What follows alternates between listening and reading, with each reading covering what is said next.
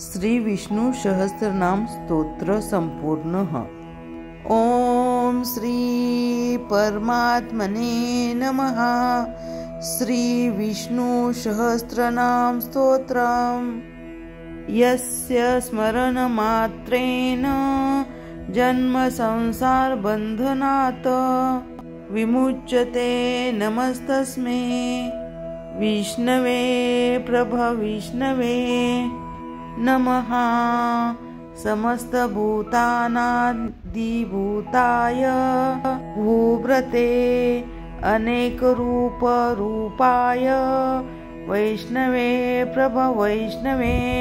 वैशंपाय उवाच। श्रुत्वा धर्मनस्वेशेन पावनानि च सर्वेशः युधिष्ठिरः शान्तनम् पुनरेवाभयभाषत। युधिष्ठिर उवाच किवेकं दैवेत्यं लोके किं वापेयकं परायणं स्तुवन्तः कं चरणतः प्रार्म्यो युर्मानवा शुभं। को धर्मः सर्वधर्माणां भवन्तः परमो मतः किं जपन् मुच्यते जन्तुर्जन्म संसार बन्धनात्। भीष्म उवाच जगत्प्रभुं देवदेवमतं पुरुषोत्तमं स्तुवन् नाम सहस्रेण पुरुषाः सततोऽस्ति स्थिताः तमेव चर्चयन् नित्यं भक्ता पुरुषामययं ध्यायं स्तुवं नमस्यव्यं यजमानस्तव मे वेच्च अनादिनिधनं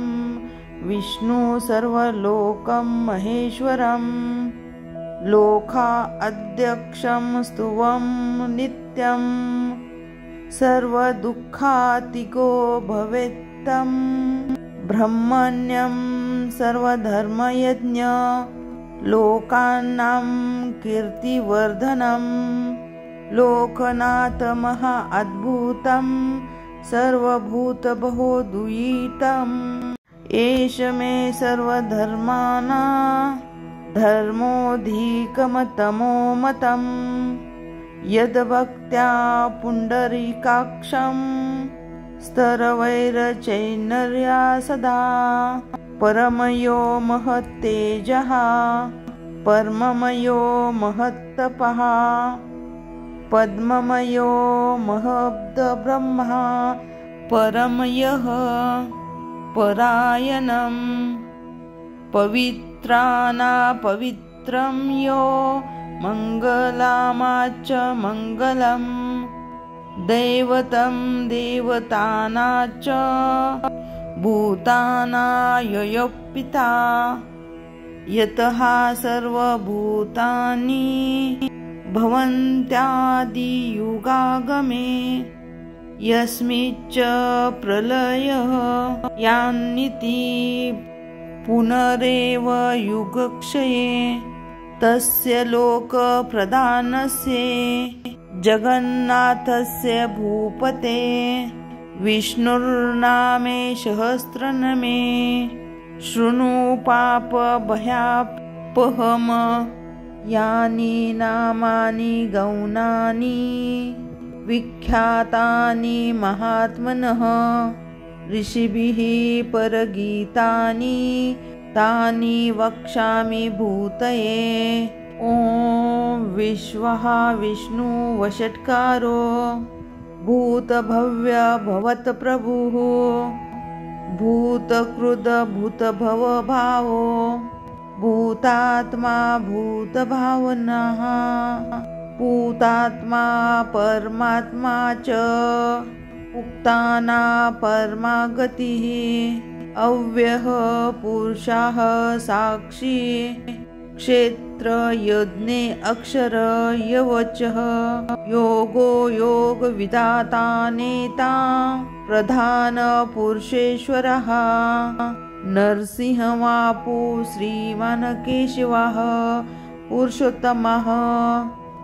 सर्वः शिवस्थानुर्भूतार्निधिर्व्यव्यः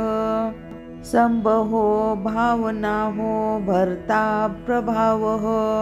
प्रभुरीश्वरः स्वयंभू शम्भुरादित्यः पुष्कराक्षो महासवनः अनादिनिधनो दाता विधाता धातुरवुदुत्तमः अप्रेमेयो ऋषिकेशः पद्मनाभो मरप्रभुः विश्वकर्मा मनुष्यष्टा स्तविष्टः स्तविवीरो ध्रुवः अग्रहा शाश्वतः कृष्णो कोहिताक्ष प्रतर्दनः प्रभूतस्त्रीकुप्तधाम पवित्रम मंगलपरम ईशान्यः प्राणो ज्येष्ठः श्रेष्ठः प्रजापतिः हिरण्यगर्भो भूगर्भो माधवो मधुसूदनः ईश्वरो विक्रमी धनवी मेघावी विक्रमः क्रमः अनुत्तमो दुरादर्शो कृतज्ञः कृतिरात्मवान् सुरेशः शरणशरम विश्वरेता प्रजाभवः अह सवस्तरो व्यालः प्रत्यया सर्वदर्शनः अजेह सर्वेशः सिद्धः सिद्धि सर्वादिरच्युतः वृषा कपिरमेयात्मा सर्वयोग विनिषुतः वसुरवसुमनः सत्यः सामान्यतः स्मितसमः अमोघः पुण्डरीकाक्षो वृषकर्मा वृषाकृतिः रुद्रो बहुशिरा भूर्विश्वो योनि शुचिर्श्रवः अमृतः शाश्वतास्थाणुर्वरारोहो महातापः सर्वगः सर्वविद्भानुर्विश्वकक्षेनो जनार्दनः वेदो वेदविदव्यङ्गो वेदांगो वेदकविः लोका अध्यक्षो सुरा अध्यक्षो धर्मा अध्यक्षो कृताकृतः चतुर आत्मा चतुर्व्यूहः चतुर्द्रष्ट चतुर्भुजः भार्जिर्नो भोजनः भक्तो सहिष्णुर जगदादिजः अनघो विजयो ज्योतः विश्वयोनि पुनर्वसु उपेन्द्रो वामनः प्रार्शुरमेघः सुचिरुर्जितः अतीन्द्रः संग्रह संगो भृतात्मा नियमो यमः वेद्यो वेद्य सदा योगी विरहा माधवो मधुहा अतीन्द्रियो महामायो महो उत्साहो महोबलः महाबुद्धि महावीर्यो महाशक्तिर्महायित्य अनिर्वेश्यः वपु श्रीमान मे आत्मा महाद्रिक महेश्वासो महीभूता श्रीनिवासः सतां गतिः अनिरुद्धः सुरानन्दो गोविन्दो गोविन्दापतिः तिमिराचिरदमनो हंसा सुपर्णो भुजगोत्तमः हिरण्यनाभः सुतपः पद्मनाभा प्रजापति अमृतः सर्वदृक्सिंह सन्धासानिन्द्यमस्थिरम् अजो दुर्मशरमशास्तः श्रुत आत्मा सुरारिहा गुरुर्गुरुत्तमो धाम सत्यः सत्यपराक्रमः निमिषो निमिषशस्त्रवी वाचस्पतिरुधाधिरिः अग्रणीर्ग्रामिणी श्रीमान् न्यायो नेता समीरणः सहस्रमूर्धा विश्वात्मा साक्षः सहस्रपात् अनर्तनो निर्तात्मा अमृतः प्रमर्दनः समर्तको रनिहलो धरणीधरः सुप्रसाद प्रसन्न आत्मा विश्वभृङ्गः सत्कर्ता सत्कृतः साधुर्जन्मो नारायणो नरः संज्ञेय प्रयो आत्मा इष्टः चिष्टकृच्यचिः सिद्धार्थः सिद्धसंकल्पः सिद्धिदः सिद्धसाधनः रशाहि वर्षभो विष्णु विकपर्वा विश्वोदर वर्धनो वर्धमानेश्वर विविक्तः श्रुतिसागरः सुबीजो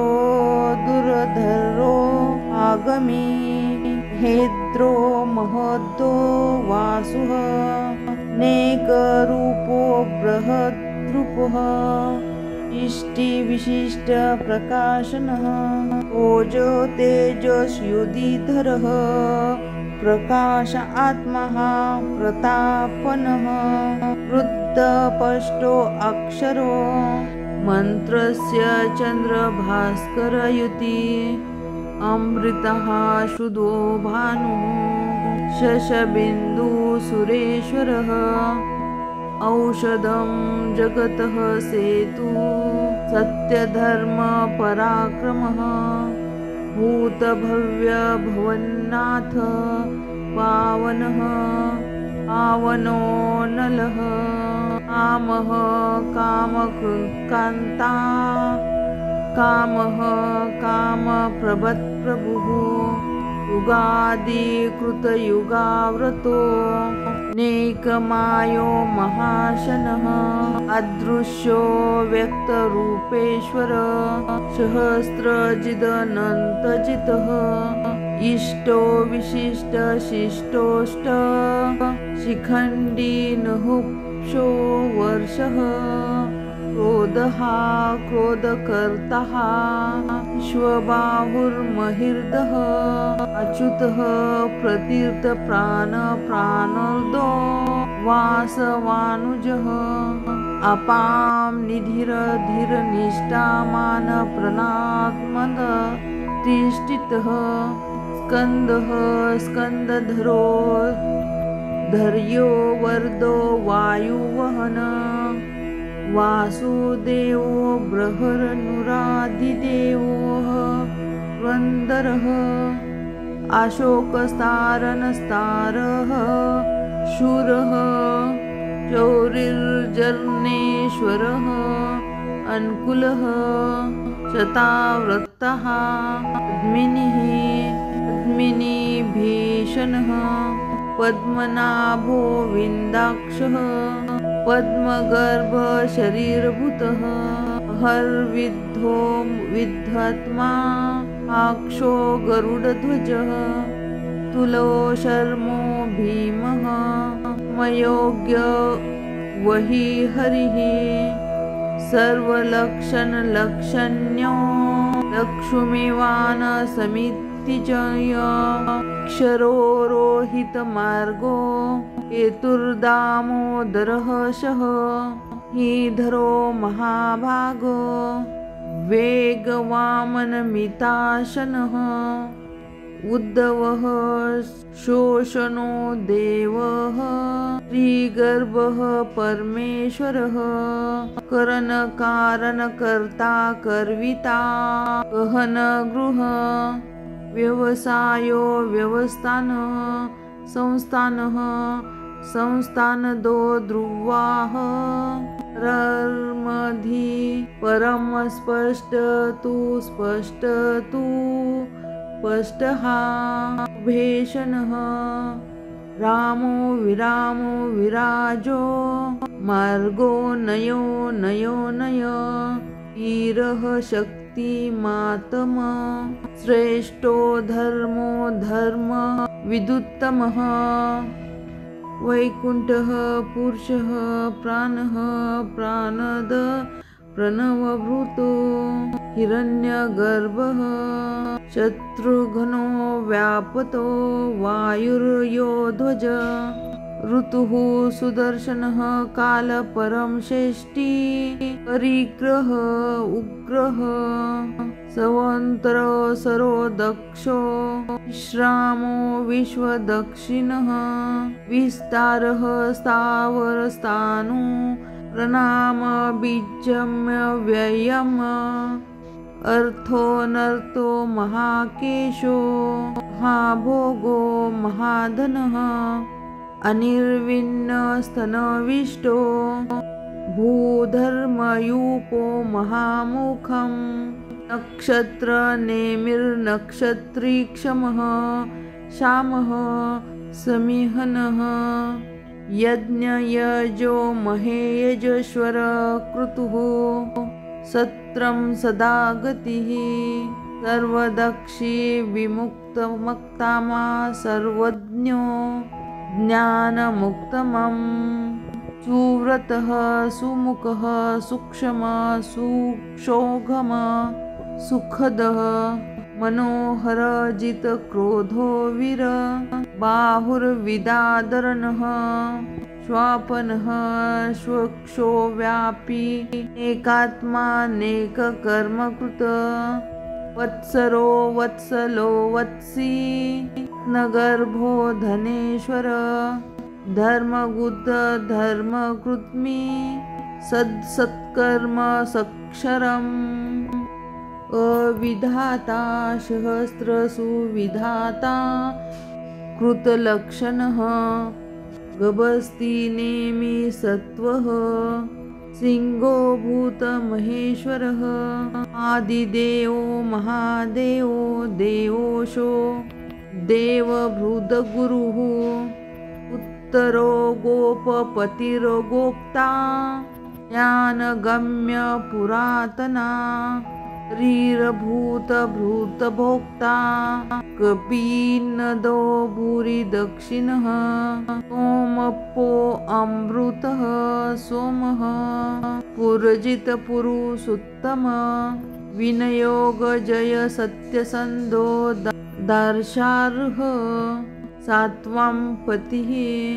जीवो विनयति साक्षाक्षी मुकुन्दो मितविक्रमः अम्बो निधिर आत्मा होदन्ति क्षयोन्नतकः अजो महार्य भावायो जितामित्रः प्रमोदनः आनन्दो नन्दनः सत्यकर्मा त्रिविक्रमः हर्षि कपिलाचार्य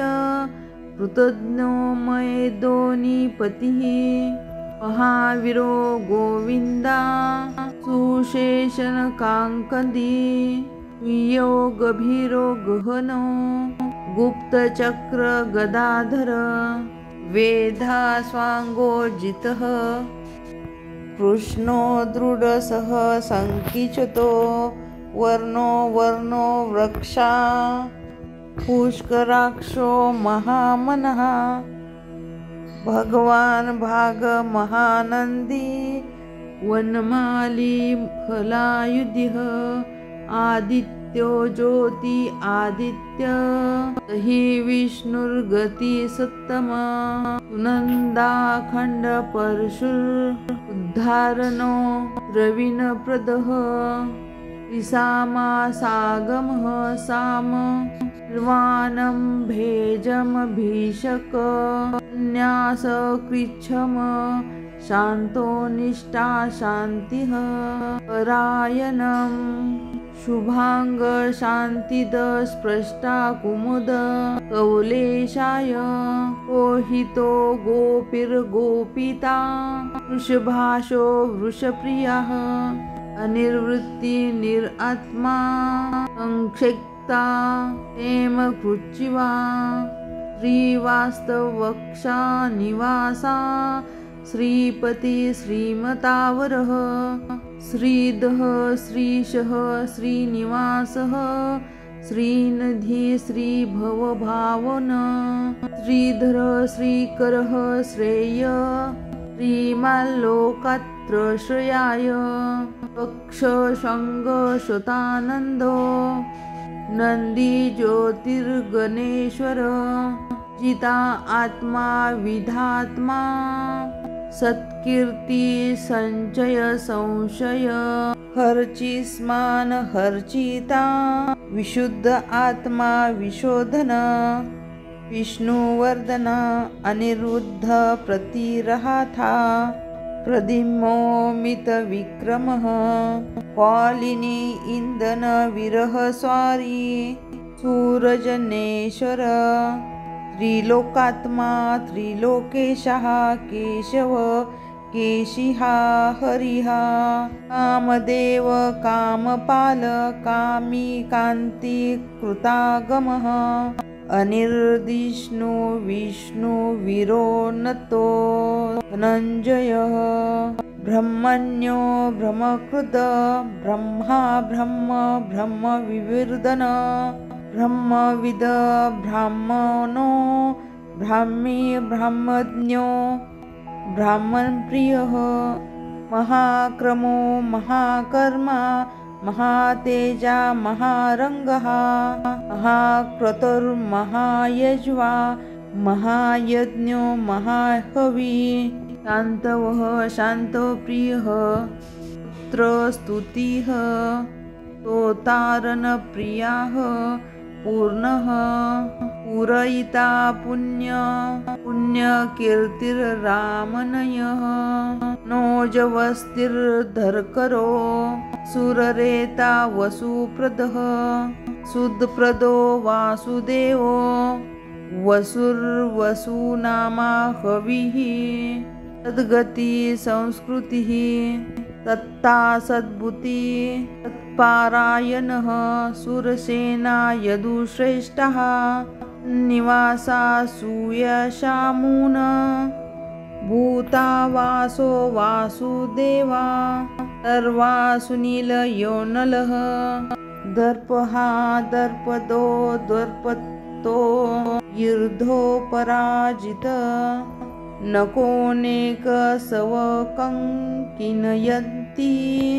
दमनोत्तम